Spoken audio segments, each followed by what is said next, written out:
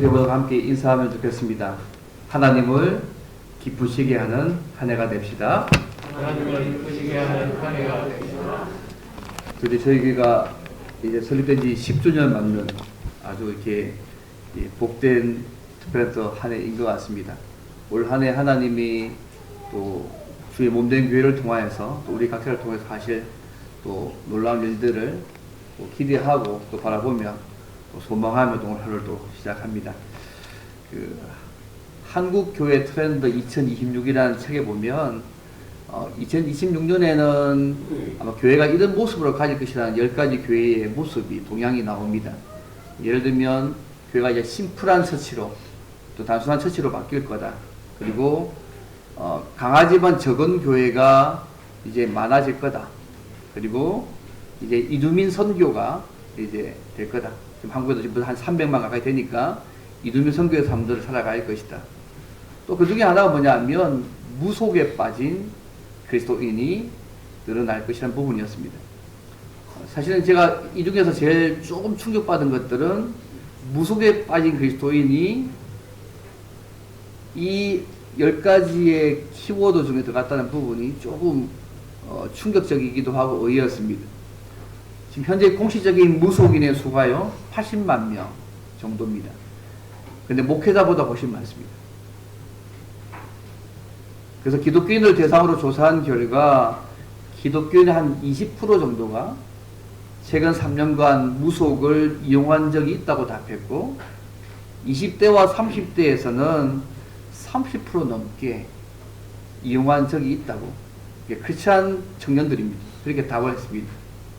그래서 젊은 기독교인들이요 너무너무 개방적이어서 무속에도 개방적이라는 것을 알 수가 있는 통계였습니다. 그래서 기독교인들이 점이나 사주나 어떤 태기를 하는 것, 그런 무속 행위에는 굉장히 좀 수용적인 태도를 보이고 있는 모습들을 보이는 것을 봤습니다. 왜 이렇게 신자가 예수 믿는 신자이면서도 무속에 빠질까? 이렇게 이유를 대더라고요. 미래의 불확실을 위해, 불확실성을 위해서 교회 내에서 해결하지 못하니까 무속에 기대어서 불안감을 해소하기 위해서 일을 한다는 통계를 본 적이 있습니다. 근데 오늘 본문에 보면요, 신자는 이런 무속에 빠진 그리스도인이 아니라 예수님 안에서 빛의 자녀들처럼 행하며 살아가야 된다고 말씀하고 있습니다. 오늘 본문을 통해서 이제 2026년 병호년, 소위 붉은 말의 해인데요, 이 새해에 또 교회가 10주년 맞는 이 새해에 우리가 빛의 자녀들처럼 살기 위해서는 어떻게 해야 될지를 또 오늘 말씀에서 함께 크게 두 가지로 생각해 보기를 원합니다. 우리가 빛의 자녀들처럼 행하기 위해서 어떻게 살아가야 할까요? 첫째는요, 착함과 의로움과 진실함의 열매를 맺어야 합니다. 착함과 의로움과 진실함의 열매를 맺어야 합니다. 오늘 말씀에 의하면 신자는 주님 안에서 빛이 된 자들입니다. 8절 보시면 원래 왜냐하면 나오죠. 왜냐하면 너희가 전에는 어둠이더니 이제는 주 안에서 빛이라, 빛의 자녀들처럼 행하라고 말씀하고 있습니다. 전에는, 이제는, 또 어둠이고 빛, 대조해서 말을 쓰고 있습니다. 이번 이 어둠과 빛을 구분하는 기준이 뭘까요? 착한 일을 많이 하면 빛이고 악한 일을 많이 하면 어둠일까요? 오늘 말씀 보게 되면 어둠과 빛을 구분하는 기준이 뭐냐면 주님 안에서입니다. 예수님을 구주로 믿기 전에 우리는 하나님을 거역하는 불순종의 아들이었고 하나님의 진노 아래 살다가 멸망받을 진노의 자녀입니다. 하지만 지금은 예수님을 믿음으로 우리가 어둠에서 벗어나서 빛 대신 예수님 안에 가고 하나님 나라의 기업을 상속받을 빛의 자녀가 되었다고 오늘 말씀하고 있는 것입니다. 사실 예배소 교회의 성도들은요, 이방인 성도들이거든요. 근데 이 이방인 성도들을 빛이라고 부른 것은 아마 당시 유대인들이 볼 때는 굉장히 놀라운 일이었을 겁니다. 선지자 이사야가요, 하나님께서 이스라엘을 회복하여서 이방의 빛이 되게 하실 것이라고 이사야 42장에 말씀하셨거든요. 그런데 바울이요, 회복된 이스라엘 백성을 가리키는 빛이라는 이 표현을 오늘 본문에서는 예배소 교회의 이방인 성도들에게 적용하고 있습니다. 누구든지 예수님을 믿으면 주님 안에서 빛의 자녀로 살 수 있다고 말씀하고 있는 것입니다. 이제 이방인들이 하나님의 새 백성이 되었다고 말씀하고 있습니다. 오늘 저와 여러분도요, 예수님 안에 있기 때문에 이제는 빛의 자녀입니다. 믿으십니까? 예. 예. 이미 너희는 세상의 빛과 소금을 할 때 우리 이미 빛이거든요. 이제는 빛 대신 그 모습을 가지고 잘 사느냐 못 사느냐 문제지, 뭐 좀 더 잘 살아서 빛이 되고 이런 문제가 아닙니다. 우리 이미 빛인 것이죠. 그래서 주 안에서 빛이란 말은 주님을 믿고 주님과 연합해서 하나님과 교제하는 생명의 빛을 가진 빛의 자녀가 되었다는 말씀입니다. 여러분, 요한복음 8장 12절에 이런 말씀이 있습니다. 예수님께서 하시기를 나는 세상의 빛이니 나를 따르는 자는 어둠에 다니지 아니하고 생명의 빛을 얻으리라. 고린도후서 4장 6절 말씀에 예수 그리스도의 얼굴에 있는 하나님의 영광을 아는 빛을 하나님께서 우리 마음에 비치셨다고 말씀합니다.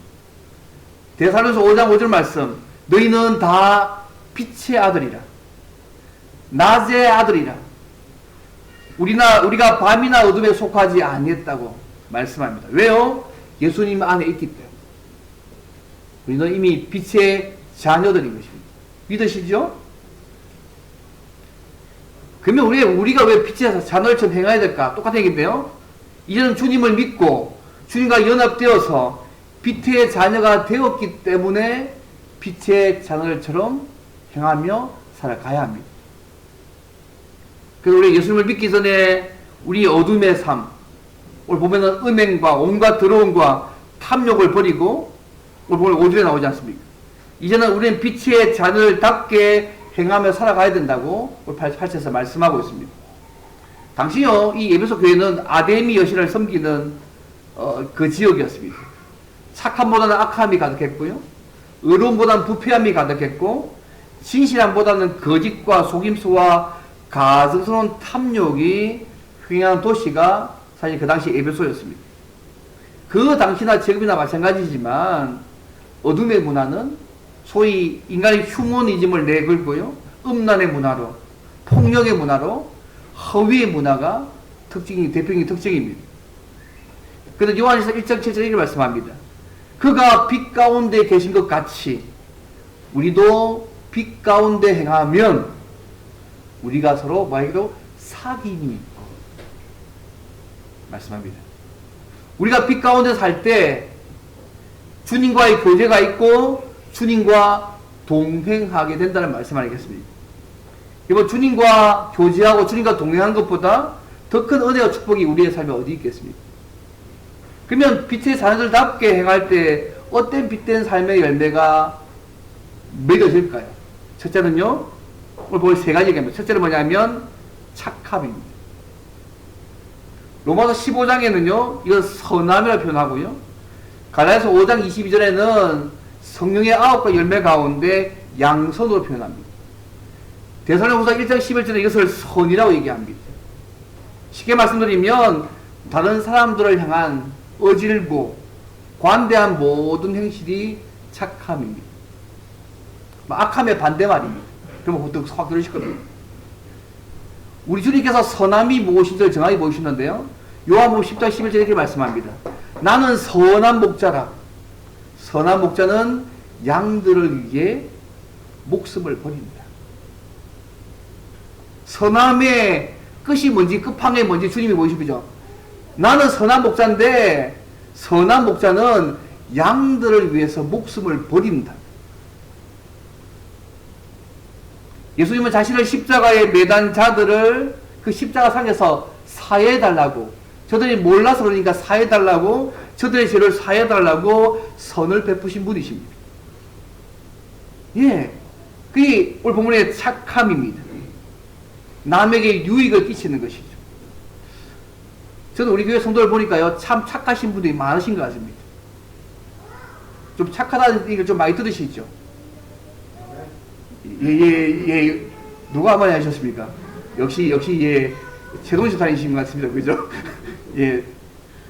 제가 그걸 볼 때, 항상 관대하고, 어질고, 항상 긍정적으로, 좋은 쪽으로 생각하는 성도들이 많으신 걸 때 참 도전이 되고, 참 귀한 분들을 섬길 수 있어서 제가 감사하다는 생각을 합니다. 예, 착하면 그런 것이죠. 제가 한번 얘기한 적이 있는데요. 사진 한번, 파워포인트 하나 보여주십시오.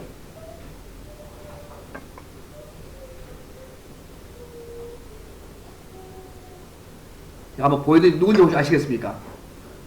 우리 친한 사람이 아니라서 한 번 봐도 알 수는 없죠. 그죠? 그 다음 그림만 보여주십시오. 예. 칼라풀로 아닙니다. 예. 이 사람의 이름은요, 소위 쇼크라는 박사입니다. 앞에 다시 보여주시면 풀네임이 나와 있는데, 그죠? 위에 보이십니까? 조나스 베더드 쇼크라 되어 있습니다. 1952년이요, 미국 역사상 전염병이 가장 많은 심각하게 발생했던 해입니다. 그해 5만 8천 건의 소아마비가 보고되었고요. 3,100명 이상의 사람들이 사망했습니다. 그래서 이 도시 지역의 사람들이 매해마다 이 병에 대해서 정말 너무너무 공포에 떨는 그런 상황이었습니다. 이번에 미국 대통령 누즈벨트도요, 소아마비의 희생자 중에 한 명 아니었습니까? 그거 아시죠? 그죠? 과학자들이 이 소아마비를 예방하거나 치료하는 방법을 찾기 위해서 백방으로 노력했습니다. 그러다 이 1955년 아까 그림 보셨던 이 쇼크 박사가요, 소크 박사입니다. 예, 소아마비 백신을 개발했습니다. 근데 이 소아마비 백신을 개발한 이날이요, 거의 국가 공률이 될 만큼 엄청난 날이 됐습니다. 왜냐하면 많은 사람이 죽었으니까요. 회사들이요, 이 특허를 받기 위해서 이 사람에게 많은 돈을 제시했습니다. 근데 이 사람이 이런 얘기합니다.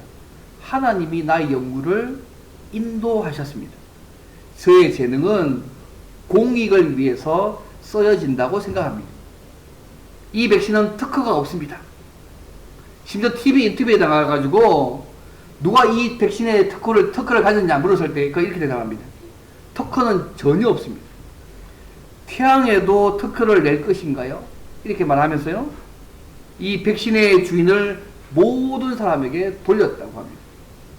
그가 당시에 포기한 금액이 70억 달러입니다. 그 당시에. 굳이 계산 안 하겠습니다. 근데요, 당시 세계의 부호가 바뀔 수 있는 만큼의 돈이었습니다. 자기는 한 말이, 나는 지금 현재 의사와 연구를 통한 수입만으로 안락한 삶을 영위하는데 전혀 지장이 없는데 뭘 하러 내가 재물의 욕심을 내겠느냐고 말했다고 합니다. 그는 신자였습니다. 그는 예수님을 구주로 모신 빛의 사람으로 사람들에게 유익되는 선한 일을 한 것이죠. 그의 삶의 방향이 어떻게 되어야 될지를 명확하게 안 것입니다. 이제 착함입니다. 두 번째 모습은 뭐냐면 의로움입니다. 반대로 불이지 않습니까? 하나님께서 창조하신 세 사람의 성품이 의로움이지 않습니까? 하나님께서 믿는 성도들에게 예수님의 보혈로 주시는 의의 선물이 의로움입니다. 그런데 오늘 본문에서는요, 불의를 버리고 하나님의 뜻을 따르는 바른 행실을 말할 때 이 단어를 씁니다. 공정하고 악을 버린 정직과 성실한 태도를 의로움이라고 얘기합니다. 그런데 이때 기준이 중요합니다. 우리 자신이나 이익과 불이익의 관점이 아니라 하나님의 말씀이 의로움의 기준입니다. 우리 이렇게 얘기하잖아요. 속된 말로 우리에게 유익을 주면 의로운 것이고 불이익을 주면 불의한 것이 아닙니다. 흔히 하는 말로 우리가 하면 노맨스고요, 남이 하면 불륜이 된 것이 아닙니다. 철저한 기준이 뭐냐면 하나님의 말씀이 기준이 되어져서 그 말씀에 합당하게 살아가는 삶의 모습입니다.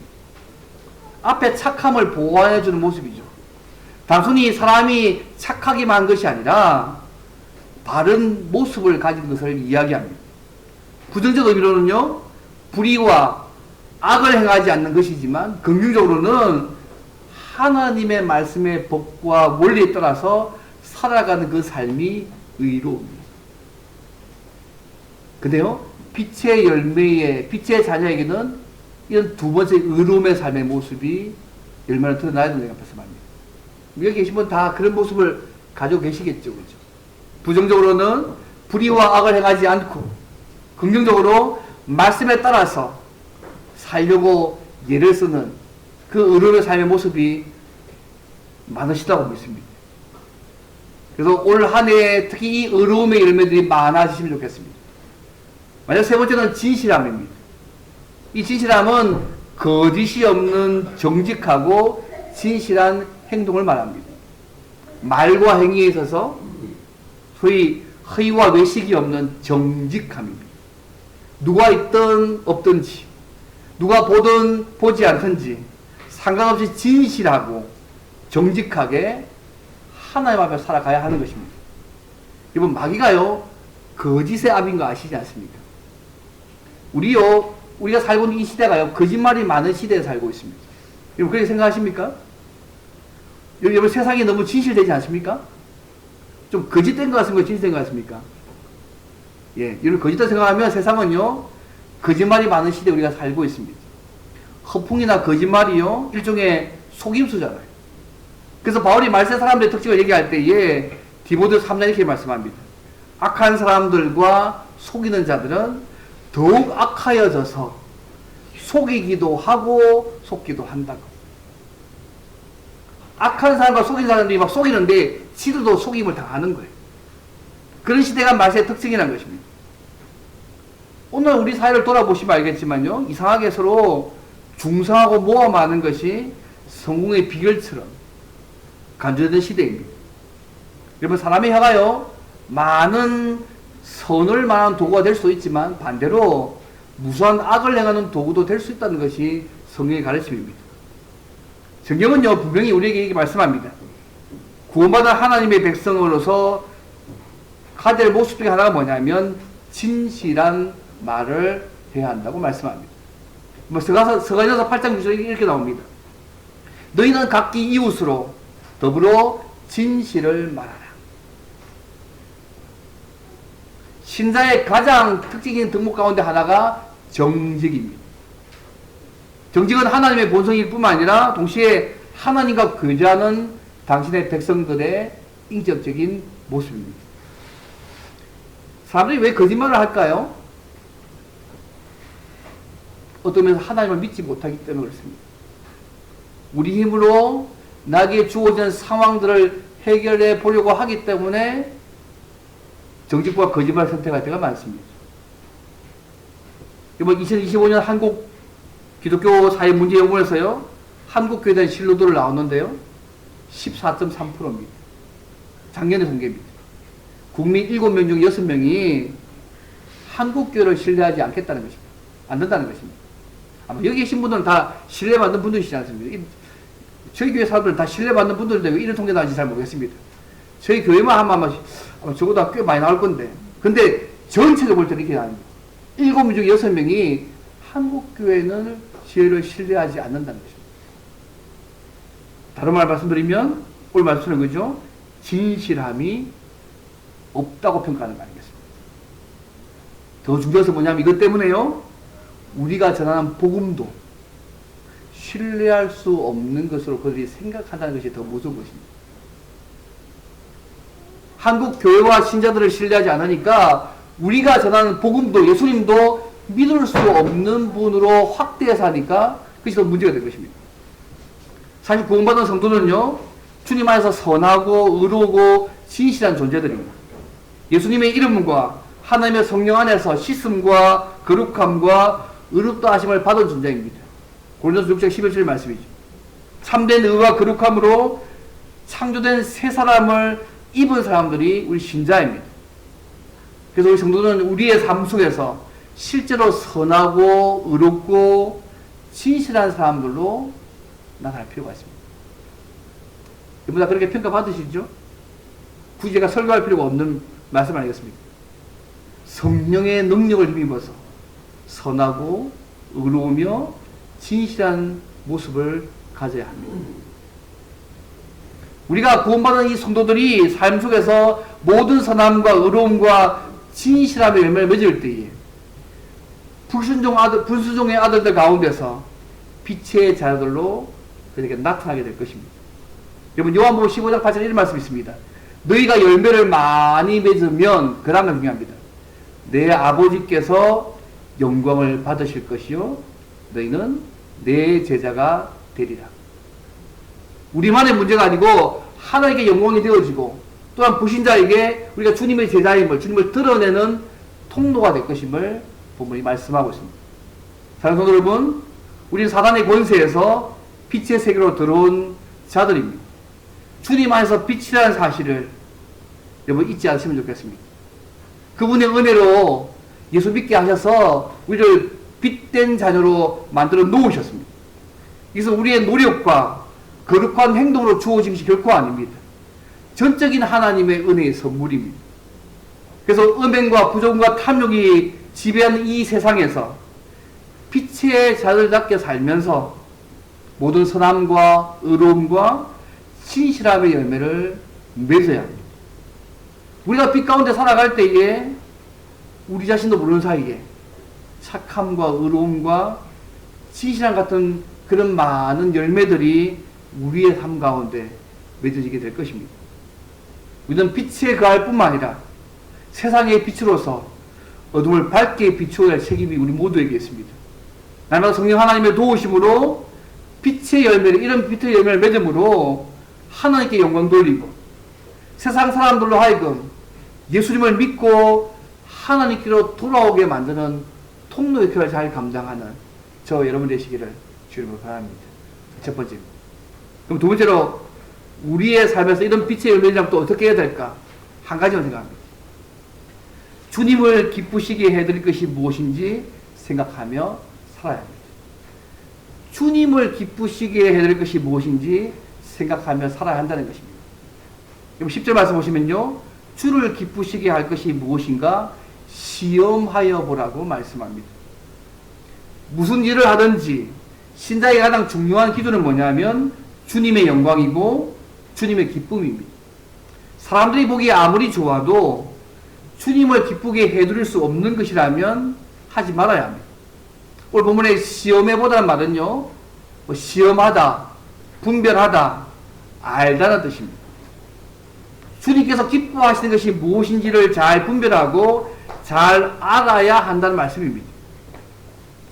이번 신약성경을 보시면 알겠지만 이 신약성경 기자들이요, 일상생활 속에서 다양한 상황 가운데 성도들이 지켜야 할 모습을 아주 디테일하게 세분하게 기록하지 않았습니다. 주님을 기쁘게 해드리는 것은 무엇이고 주님의 뜻과 일치하는 행동이 무엇인지, 지극히 선한 것이 무엇이고 좋은 것이 무엇인지를 아주 세밀하게 기록하지 않았기 때문에 성도 자신이 시험하고 분별해서 잘 알 필요가 있습니다. 물론 오늘 본문을 보게 되면 주를 기쁘시게 하는 일은 문맥상요, 착하고 주의 말씀에 따라서 어렵게 행동하고 정직하게 행하는 것이 하나님을 기쁘시게 하는 일입니다. 우리가 하나님을 기쁘시게 해드리고 살아갈 때요, 하나님 우리에게 더 큰 은혜의 복을 더해 주십니다. 이번 10편 37편 4절 말씀 기억나세요? 여호와를 기뻐하라. 그리하면 내 마음에 뭐 한다고요? 소원을 이루어 주시라고 말씀합니다. 하나님을 기쁘시게 할 때 그분께서 우리 마음의 소원을 이루어 주신다는 약속입니다. 그러면 무엇을 하나님을 기쁘시게 할까요? 여러분이 많이 알고 있습니다. 그중 몇 가지 얘기하면요, 하나님 우리가 믿음으로 사는 것을 기뻐하십니다. 그리고 히브리서 11장 6절 말씀 기억나세요? 믿음이 없이는 하나님을 기쁘게 하지 못하네. 하나님께 나아가는 자는 반드시 그가 계신 것과 그가 자기를 찾는 자들에게 상 주시는 이심을 믿어야 하지라고 말씀합니다. 믿음 없이는 하나님을 기쁘게 할 수 없습니다. 그 믿음이 하나님이 살아계신다, 자기를 찾고 기도하는 자들에게 상 주시는 분임을 믿어야 한다. 또 그 주님께서 우리를 위해서 십자가에 죽으시고 부활하시고 승천하시고 다시 오실 그 주님을 믿어야 합니다. 많은 믿음의 내용을 가지고 믿음이 없이는 하나님을 기쁘게 하지 못합니다. 그래서 하나님 우리가요 믿음으로 봉사하고 믿음으로 헌신하고 믿음으로 기도하고 믿음으로 살아가는 것을 기뻐하십니다. 믿음의 사람이 되셔서 하나님을 기쁘시게 하는 저와 여러분이 좋겠습니다. 또 어떻게 하면 하나님 기뻐하실까요? 너무 원론적인데 기도하다가 기뻐하시지 않으시겠습니까?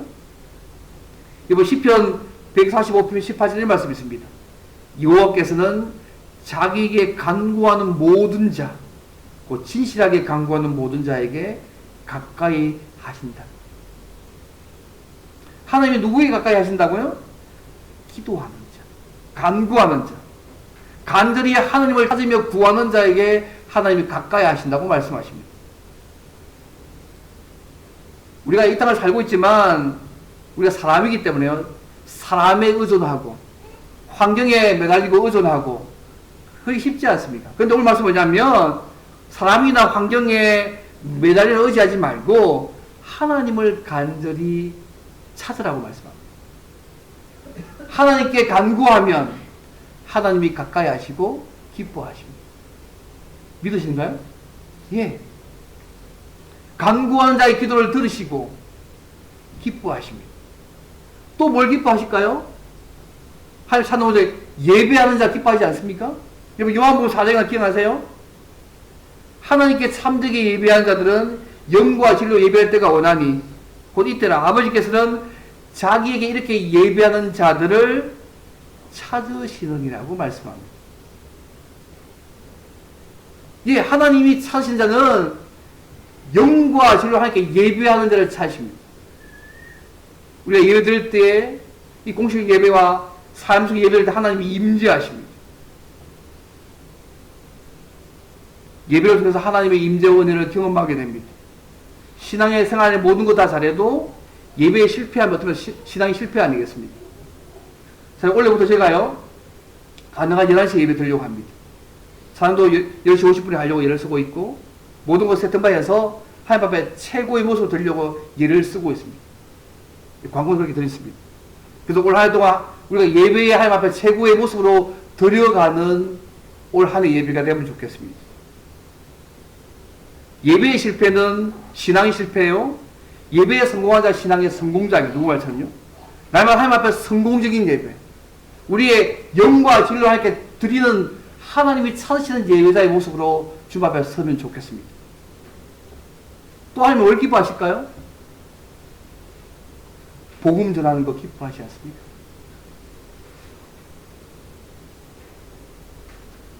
다 알고 있습니다. 믿음과 기도와 예배와 하나님의 복음을 전하는 것이 하나님을 기쁘시게 하는 신앙의 본질임을 깨닫고 늘 주님을 기쁘시게 해드리는 저와 여러분 되면 좋겠습니다. 한 가지 얘기만 하고 말씀드리겠습니다. 그 다음 보여주십시오. 한번 보여드리는 게 있는데요. 예, 보여주십시오. 예, 그 다음 있습니다. 예. 누군지 아시겠어요? 이제 얼굴 이것이죠. 이 할머니 좀 이것이 돌아가셨습니다. 주님 나라 가셨는데 얼굴 혹시 아시겠습니까? 그 다음 그림 보십시오. 인자하게 생기셨죠. 그 다음 그림, 예, 넘겨주십시오. 예, 누가 아시겠죠? 코리 텐봄입니다. 예, 그 다음 그림 한번 보십시오. 중간에 그녀의 아버지입니다. 오늘 그 아버지 얘기를 좀 하려고요. 예. 그 다음 그림 한 번 더, 예, 끄시면 돼. 예. 앞으로 돌아가십시오. 예. 오늘은 주는 나의 피난처라는 이 코리 텐붐의 여사의 아버지, 소위 캐스퍼 텐붐의 얘기를 드리고 싶습니다. 말씀 중에 있는 것 같은데요. 이 그녀의 믿음은 아버지의 영향 때문이었다고 합니다. 아버지는 이 가압으로요, 100년째 시계방을 운영하면서 아침, 저녁으로 가족과 함께 성경을 읽고 예배를 드리고, 가게에서는 친절과 진실함으로 손님을 섬기면서 복음을 전했다고 합니다. 오늘 어떤 부자가 와서요, 너무 비싼 시계를 현금으로 사겠다고 말했습니다. 그 시계만 팔면 온 가족이 한동안은 고생하지 않고 살 수 있는 비싼 시계였습니다. 그래서 시계 판매가 다 끝나고 난 이후에요, 그 부자가 말하기를 자신이 아끼던 이 시계를 가지고 다른 시계방에 갔는데 고칠 수가 없다고 해서 이곳에 와서 새 시계를 삽니다. 돈을 다 지불하면서 한 말이, 내가 아끼는 그 시계에 딴 곳에 바뀌었는데 못 고쳐서 새 시계 산다고 이렇게 얘기하더랍니다. 그래서 이 아버지가요, 혹시 그 시계를 내가 볼 수 있겠냐고 다시 물어서요, 이 고장난 시계를 받아서 몇 군데 딱 손을 보시더니, 선생님, 큰 문제가 아닙니다. 이 시계 잘 작동하고 있고 이 시계 너무 좋은 시계입니다. 그러면서 그 시계방의 젊은 주인이 젊은 수혜공인데 조금 더 경험이 더 필요할 뿐입니다. 조금만 더 기다려주면 그 청년도 뛰어난 시계 수리공이 될 것이라고 말하면서요, 부자에게 받았던 시계 대금을 다시 돌려줍니다. 구매했을 시계 다시 주십시오. 돈 돌려주고 다시 받았습니다. 근데 이 어린 코리가요, 화가 나가지고 손님이 가고 난 후에 묻습니다. 왜 그 비싼 시계를 돌려줬냐고. 아니, 그 시계 팔았으면 우리 가족이 한동안 편하게 살 건데 왜 그렇게 했냐고 따져 물었습니다. 그때 코리 아버지가 하는 말이 이 말입니다. 코리야, 돈은 하나님이 필요하면 언제든지 우리에게 줄 수 있다. 그러나 우리가 진실하게 손님을 대하지 않는다면 정말 하나님이 기뻐하실까? 코리아, 우리 신자는 돈을 벌기 위해 사는 사람들이 아니라 하나님을 기쁘시게 하려고 사는 사람이라고 그렇게 말하더라고요. 자기는 이 코리 여사가 이 아버지의 교훈을 평생 잃을 수 없다는 거죠. 우리는 돈 버는 사람들이 아니라 신자는 하나님을 기쁘시게 하기 위해서 살아가는 사람이야. 말씀을 뵙겠습니다. 다른 성도 여러분, 음행과 더러운 곳과 탐욕이 판치는 이 세상에서 빛의 자녀다운 모습을 가지며 살아가시기를 바랍니다. 어둠의 일에서 벗어나서 빛의 자녀답게 행하면서 착함과 의로움과 진실함의 빛의 열매를 맺는 삶들을 살아가시기를 바랍니다. 주님의 손과 발이 되셔서 세상의 어둠을 치료하고 모든 착함과 의로움과 진실과 선을 행함으로 날마다 하나님을 드러내고 증거하는 빛의 자녀의 삶을 살아가시면 좋겠습니다. 특히 올 2026년에 주님을 기쁘시게 할 것이 무엇인지 늘 생각하며 살아가시면 좋겠습니다. 특히 오늘 나중에 아마 광고 시간에 예배하시고 나서 그죠? 새해 우리가 각자의 직분과 당한 역할을 통해서 올 한 해 하나님을 섬기게 될 것인데, 우리에게 맡기신 직분과 역할들을 정말 기쁘게 생각하고 주님을 기쁘시게 하는 모습으로 살아가는 우리 삶이 되면 좋겠습니다. 특별히 2020년 한 해 동안 믿음으로, 기도로, 예배로, 복음을 전파하는 것으로 이 모든 것이 하나님을 기쁘시게 하는 우리의 신앙의 본질임을 깨닫고 늘 주님을 기쁘시게 해드리는 우리 모두가 되기를 주님을 바랍니다. 이제 함께 기도하면 좋겠습니다. 하나님 아버지, 예수 안에서 빛된 자녀 되게 하심을 감사합니다. 오늘 우리의 삶 가운데 착함과 의로움과 진실함의 열매들이 맺어지게 도와주시고 하나님을 기쁘시게 하는 삶들을 살게 도와주십시오. 믿음으로, 기도로, 예배로, 복음을 전하는 것으로 주님을 기쁘시게 하는 삶을 살아가는 복된 한 해가 될 수 있도록 도와달라고 하면 동서 함께 살아가도록 기도하겠습니다. 오늘도 주님의 사랑을 주시면 감사합니다. 오늘도 주님도 또 바라보고 계시며 살게 도와주옵소서. 한 말씩 행복 잡으시고 도와주옵소서. 오늘도 점점 강하고 그런 예수님 계십니다. 이전에 살게 도와주시고 온 착함 얻어먹는 하나님께 도와주시고